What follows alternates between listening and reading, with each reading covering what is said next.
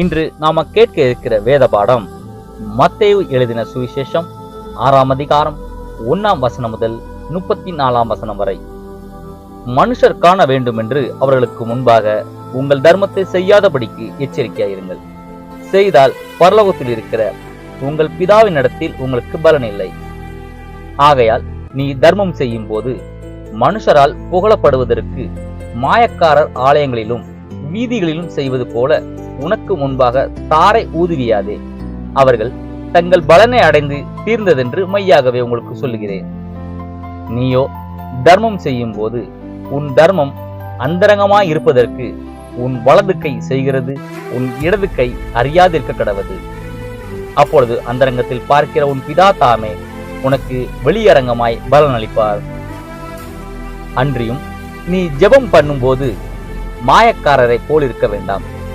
மனுஷர் காணும்படியாக அவர்கள் ஜெப ஆலயங்களிலும் வீதிகளிலும் சந்திகளிலும் நின்று ஜெபம் பண்ண விரும்புகிறார்கள். அவர்கள் தங்கள் பலனை அடைந்து தீர்ந்தது என்று மெய்யாகவே உங்களுக்கு சொல்லுகிறேன். நீயோ ஜெபம் பண்ணும்போது உன் அறை வீட்டுக்குள் பிரவேசித்து உன் கதவை பூட்டி அந்தரங்கத்தில் இருக்கிற உன் பிதாவை நோக்கி ஜெபம் பண்ணு. அப்பொழுது அந்தரங்கத்தில் பார்க்கிற உன் பிதா வெளியரங்கமாய் உனக்கு பலனளிப்பார். அன்றியும் நீங்கள் ஜெபம் பண்ணும்போது அஞ்ஞானிகளைப் போல வீண் வார்த்தைகளை அளப்பாதையுங்கள். அவர்கள் அதிக வசனிப்பினால் தங்கள் ஜெபம் கேட்கப்படும் என்று நினைக்கிறார்கள். அவர்களைப் போல நீங்கள் செய்யாதீர்கள்.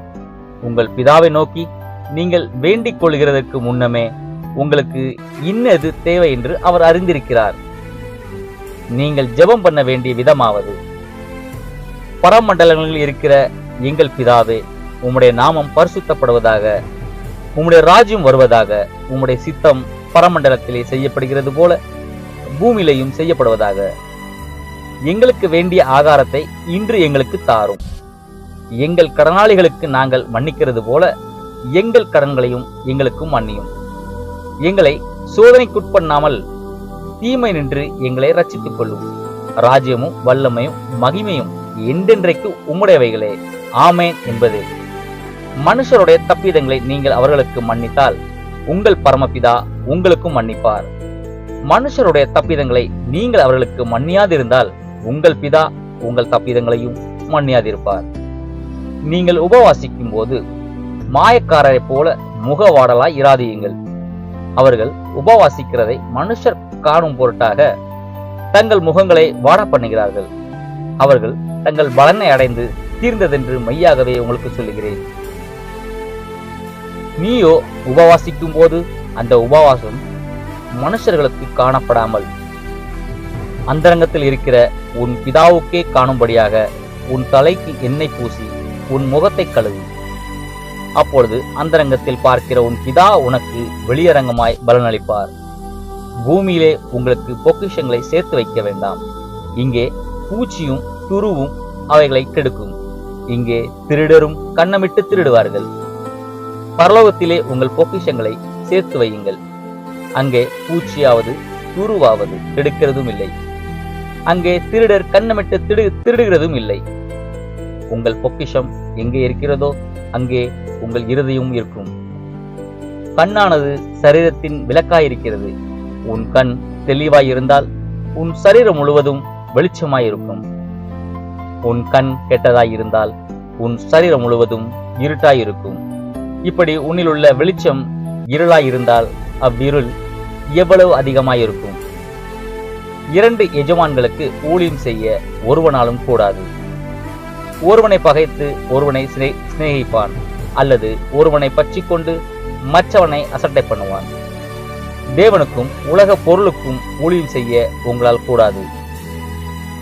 ஆகையால் எண்ணத்தை உண்போம் எண்ணத்தை குடிப்போம் என்று உங்கள் ஜீவனுக்காகவும் எண்ணத்தை உடுப்போம் என்று உங்கள் சரீரத்துக்காகவும் கவலைப்படாதீர்கள் என்று உங்களுக்கு சொல்லுகிறேன். ஆகாரத்தை பார்க்கிலும் ஜீவனும் உடையை பார்க்கிலும் சரீரமும் விசேஷித்தவைகள் அல்லவா? ஆகாயத்து பட்சிகளை கவனித்து பாருங்கள். அவைகள் விதைக்கிறதும் இல்லை, அறுக்கிறதும் இல்லை, களஞ்சியங்களில் சேர்த்து வைக்கிறதும் இல்லை. அவைகளையும் உங்கள் பரமபிதா பிழைப்பூட்டுகிறார். அவைகளை பார்க்கிலும் நீங்கள் விசேஷித்தவர்கள் அல்லவா? கவலைப்படுகிறதுனாலே உங்களில் எவன் தன் சரீர அளவோடு ஒரு முழத்தை கூட்டுவான்? உடைக்காகவும் நீங்கள் கவலைப்படுகிறது என்ன? காட்டு புஷ்பங்கள் எப்படி வளர்கிறது என்பதை கவனித்து பாருங்கள். அவைகள் உழைக்கிறதும் இல்லை, நூற்கிறதும் இல்லை.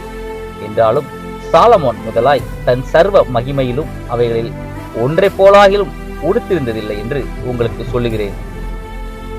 அற்ப விசுவாசிகளே, இன்றைக்கு இருந்து நாளைக்கு அடுப்பிலே போடப்படும் காட்டு புல்லுக்கு தேவன் இவ்விதமாக உடுத்துவித்தால் உங்களுக்கு உடுத்துவிப்பது அதிக நிச்சயமல்லவா? ஆகையால் எண்ணத்தை உண்போம், எண்ணத்தை குடிப்போம் என்று கவலைப்படாதீர்கள். இவைகளை எல்லாம் அஞ்ஞானிகள் நாடி தேடுகிறார்கள். இவைகளை எல்லாம் உங்களுக்கு வேண்டியவைகள் என்று உங்கள் பரமபிதா அறிந்திருக்கிறார். முதலாவது தேவனுடைய ராஜ்யத்தையும் அவருடைய நீதியையும் தேடுங்கள், அப்பொழுது இவைகள் எல்லாம் உங்களுக்கு கூட கொடுக்கப்படும். ஆகையால் நாளைக்காக கவலைப்படாதீர்கள், நாளைய தினம் தன்னுடையவர்களுக்காக கவலைப்படும். அந்தந்த நாளுக்கு அதின் பாடு போதும். ஆமென். ஹல்லேலூயா. Praise the Lord.